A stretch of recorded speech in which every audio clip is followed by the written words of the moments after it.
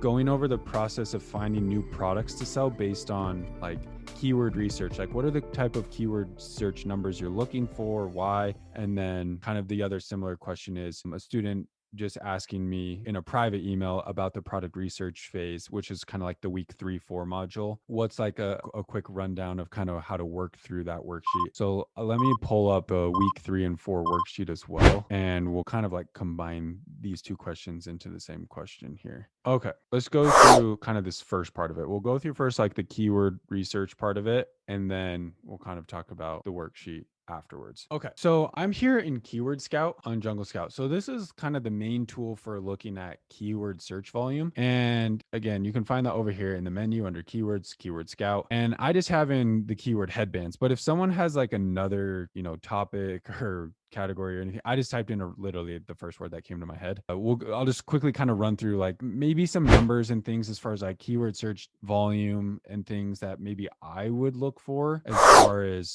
trying to find a product to sell. The first thing that I want to point out, and I think this headband is a good example, is if you see anything in like the hundreds of thousands, like over 100,000 searches, you can be pretty confident that it's going to be a pretty competitive market. Like if there's that much search volume, if there's over 100,000 searches, chances are it's going to be pretty competitive. There's going to be a lot of sellers. And the other thing to kind of keep in mind with, and this goes for pretty much any product category, is I would say like the higher the competition slash demand together, like if it's super high demand and low competition, this doesn't apply. But if it's like really high demand, high competition, which is probably what it's going to be, customers tend to be more price sensitive. Customers tend to be more price sensitive. And there's also a stronger need for differentiation. Okay. That's just kind of what I've noticed. So there's kind of like two ways to go about this, right? If you're going to go after a product that has really high search volume like this, like headbands for women, right? Let's say, okay, I want to start a brand selling headbands for women. I can see right here that it gets a crazy search volume. That's a lot of search volume, right? Anything in six figures over 100,000 searches is a really high search volume. So these are literally like the two ways to kind of go about this. Customers are going to be more price sensitive, meaning it's going to be harder to get away with like really, really high priced products. Or if you are going to try to get away with higher priced products, you need more differentiation. So those are like the two ways to kind of combat this. So for example, let's click on this and just see what we find. So if I was analyzing headbands for women and I wanted to say, okay, I want to start my own headbands brand company, I'm very quickly seeing some high review numbers here. I'm also seeing some low ones, which is kind of comforting, but these are kind of different. Like if you're not selling like this type of headband, that's not really your competition because that's different. Let's say you're going for like this type of headband, right? It's like the full fabric woven headband. So like just take a quick peek here at like these review counts. 12,000, that's super high. There's one up here at the top of the screen that was 17,000, that's super high. Even 4,000 is super high. So anything like in the multiple thousands, 7,000, 6,000, 2,000, like pretty high review counts, right? So I'm seeing that there's already pretty high competition to begin with this type of product. So again, kind of going back to the 2 points, with a high demand, which would be high search volume, high demand, but high competition market, something like headbands, customers are going to one, be more price sensitive. So they're going to be more sensitive to lower priced products. So it's going to be harder to get away with a higher priced product unless your quality and your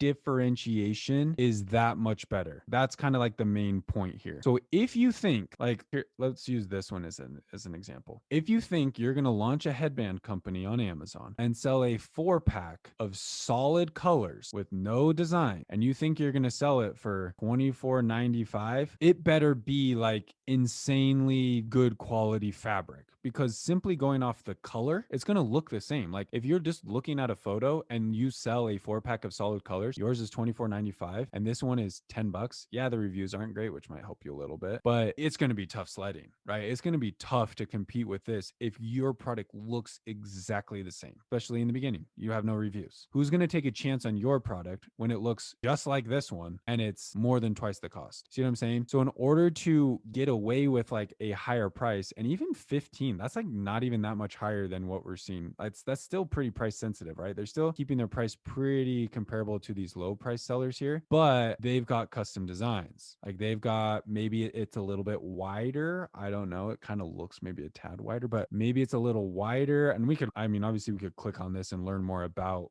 who is this brand and what are they doing. But that's kind of my point, is you can't be lazy in a really competitive market. You can't just think, I'm just going to put out whatever Alibaba manufacturers are making and think that you're just going to crush it. It's going to be tough advertising. It's going to take a lot of advertising, going to take a lot of review building to get up there to where you're, hitting the really high sales numbers. If you're not going to be unique, if you're not going to differentiate your product and make sure that it's a higher quality product. Like this product, yeah, this looks like a homegrown brand to me. I could be wrong. I've said that before and been wrong on calls, but just like the vibe I'm getting, it looks a little more, when I say homegrown, it like someone like us, like not a Chinese brand. But if it is a Chinese brand, they're actually doing a pretty good job of branding, because most Chinese brands don't do this good of a job. But that's kind of my point. Okay. So if we're going back to Jungle Scout and we're looking at, okay, headbands for women, is this a terrible product category to get into? No, I personally don't think any product is a bad product to go into. There are no bad products. There's just products that don't fit your goals. Like if your goal is to sell $150,000 a month, then yes, there are products that do not align with your goals. But if someone's goal is to sell $500 a month and they want to sell a underwater basket weaving kit as part of their YouTube channel, and they want to make a couple extra $100 a month, then great. That's a great product idea potentially, right? So the purpose of like a good product idea and a bad one, it's all subjective and it's all personal based. It just really depends on what's your goal. Like, what are you trying to achieve here? So just make sure that it matches with what your ambitions are, and don't have unrealistic expectations thinking you're going to sell $1 million a year of your underwater basket weaving kits. Like you just have to understand what the search volume is. Now let's pretend you're just, you're the type of person that's like, I'm starting an Amazon business because I actually want to make money. I'm not trying to sell $200 a month of underwater basket weaving kits. Like I'm trying to make a full-time income. I'm trying to make 5, 10, 15, $20,000 a month profit as like my income, right? I want to quit my job. So if we're in that range, like I want to make $5,000 to $20,000 a month income from doing this, then let's focus on that, because I think that's where most of you guys are at. I think most of you would probably fall in that type of category. So for that, like if that's my goal, I would say this, again, this is just kind of like my personal opinion, and I don't think this is a hard line in the sand, but anything that's really under 20,000 searches, I probably wouldn't put a huge emphasis on it as like my only core product. Again, that was kind of a vague answer, so let me say that one more time. If I'm trying to make 5 to 20 grand a month income from my Amazon business, I wouldn't go after anything under 20,000 searches a month if that's like my only product I ever plan on selling, my bread and butter, and that's what I'm building everything on. But what you could do is you could go after lower search volume products as a different product line. So like let's do headbands. We're on headbands right now. Headbands. If you were starting your Amazon business and you said, I'm going to start a women's headband company, right? That's all I'm selling. I'm only selling headbands for women. I have no ambitions or plans to sell any other types of products. If that was you and that's what you're saying right now, and headbands for women, let's just pretend, I know it's up here at 292, but let's just pretend it was headbands for girls and it was like at 19,000, and all the other search terms like these didn't even exist up here, and like pretty much all of them are like 19, 15 or lower, I would maybe reconsider, right? Because if you're building your entire business model of something that's getting less than 20,000 searches, the sales volume is not going to probably be there for you to reach your goal. Again, your goal of making $5,000 to $20,000 a month profit. Because in order to make 5 to 20 grand a month profit, you're going to need to get anywhere from $50,000 to $150,000 in sales per month, revenue per month. So and it's going to be tough. Like from what I've seen, it's going to be tough to hit those kind of numbers off lower search volume under 20. You can get close. I'm not saying like you're going to sell 5 grand a month. Like you could probably get up there 50. Heck, who knows? You might be able to squeak some other, again, where you have to try to pretend these other keywords don't exist. Because I was going to say you could probably steal some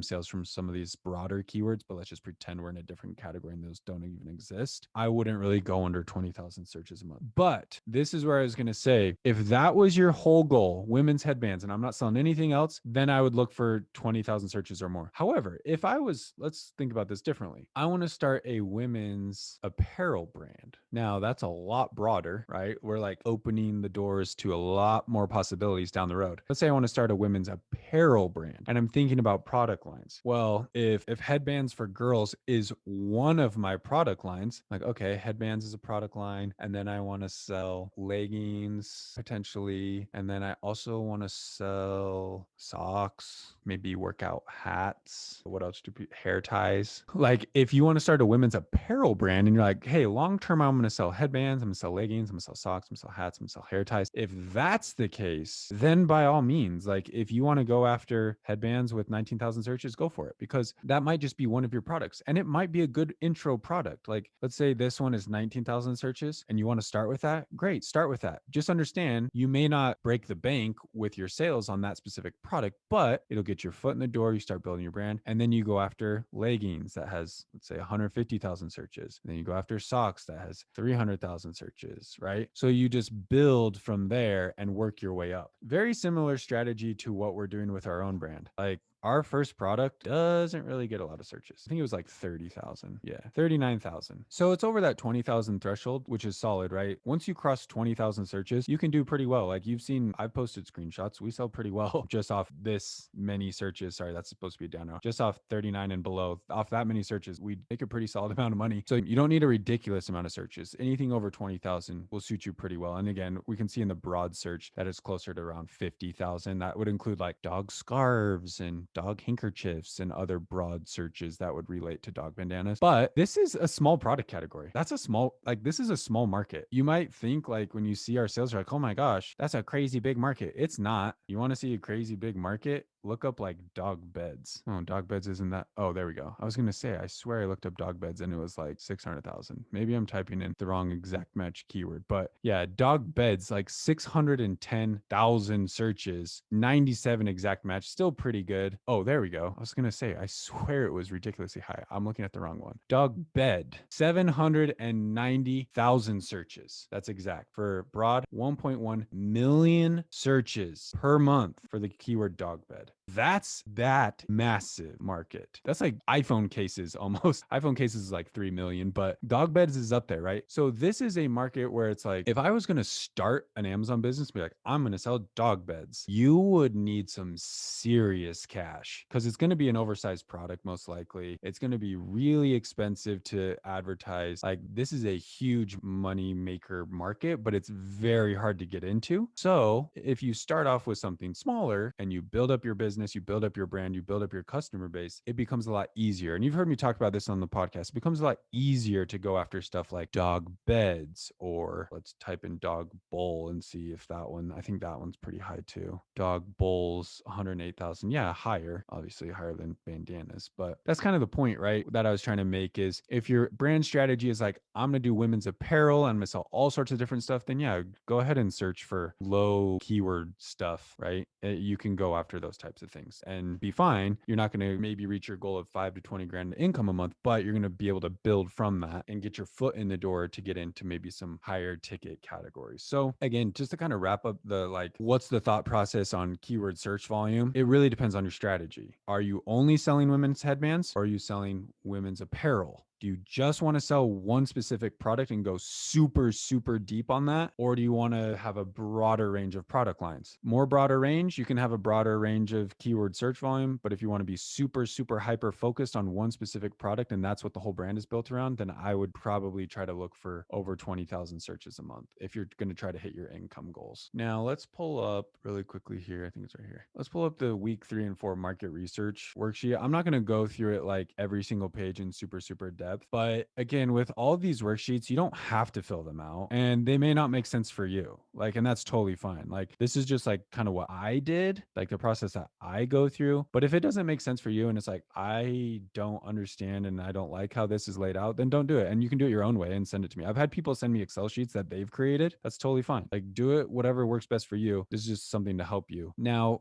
like for this, what we're kind of basing off of is this isn't so much like this worksheet isn't so much based off keyword research. It's more based off like sales data to see like what is selling on Amazon. So you look up your product, women's headbands, and you figure out based on, let me see if I can pull this up. You figure out based on like your Chrome extension export, you figure out how many sales per day are they getting? Like 23, 15, 64, 17, right? And you can export this to an Excel sheet so you can just quickly scroll down a list and look instead of having to like manually go through this. But that's kind of the exercise. How many listings are selling around 10 a day or 300 a month? How many are selling around 10 a day that have less than 200 reviews? Are there one or two brands dominating the market? You're kind of going through and seeing, okay, am I seeing a good spread of sales? That's really what you're looking for. Are multiple brands, this brand, Huachi, Moko, Roish, Jezrees, like these are all different brands. So that's a good sign. And they're all getting good daily sales. So that's another good sign. So now the third thing I want to look for is brands under 200 reviews, like this one, Growfish, 37 sales per day, 123 reviews. Good sign. You're going to want to take all the information into account though. Like, what is it? It's a 10 pack for $9.99. That's super cheap. So obviously super cheap stuff on Amazon is probably going to get good daily sales. But if it doesn't get you good profit, I don't see a whole lot of point in even going through that hassle, right? So take all the information into account, but that's kind of what you're doing is you're just working through and seeing, are there a lot of listings getting 10 sales a day? Are there a lot of listings getting 10 sales a day that have less than 200 reviews? Are there multiple brands? Are there listings on page one that are not sponsored with less than 100 reviews? And you can just take some notes like, yeah, I found this brand right here. So this one doesn't look like it's sponsored. It doesn't have the sponsored listing thing anywhere. And it has 10 sales a day, less than 200 reviews. So I'd take a note. What is this brand? What is Growfish? Why are they getting on page one for women's headbands? What are they doing that's working well to get them good sales? Is it the price? Is it the product type? Is it the design? Just like think about this type of stuff. And again, there may not be like enough room for you to like do all these notes right here, but it's just to like start the thought process, right? So that's kind of like what this worksheet's all about. It's just to get you thinking. This one is kind of more from the opportunity finder. You can search in the Jungle Scout opportunity finder for like a niche keyword. You're just giving it your own personal rating based on like what you're seeing in the analytics, like based on the sales data, the search volume, the competition. There's no like really hardcore numbers here because every product is different. It's just you getting a feel for, hey, based on what I'm seeing about fishing beanies, my score for this type of keyword, I'd give it like a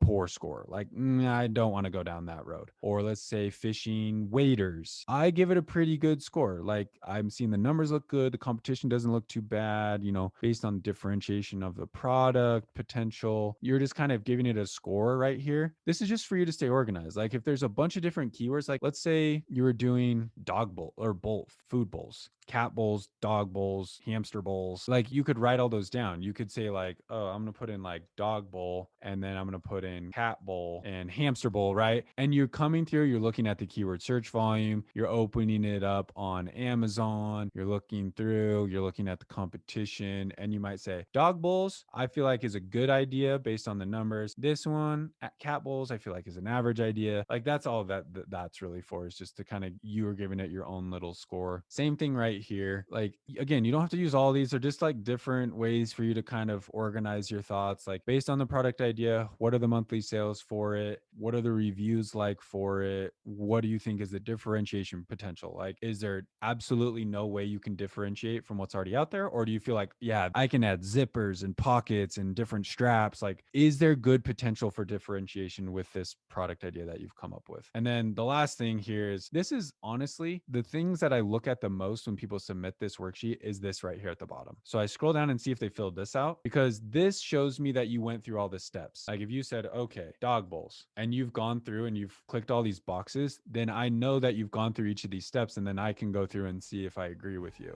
Is there good market demand? Yes. Are there multiple brands? Yes. Like, and maybe one of these is not clicked, but you could go through and click these. And that way, if you click all the boxes, probably a pretty solid product idea. If a lot of boxes are not clicked, probably not the best product idea. So that's just like kind of an easy way to kind of pull everything together.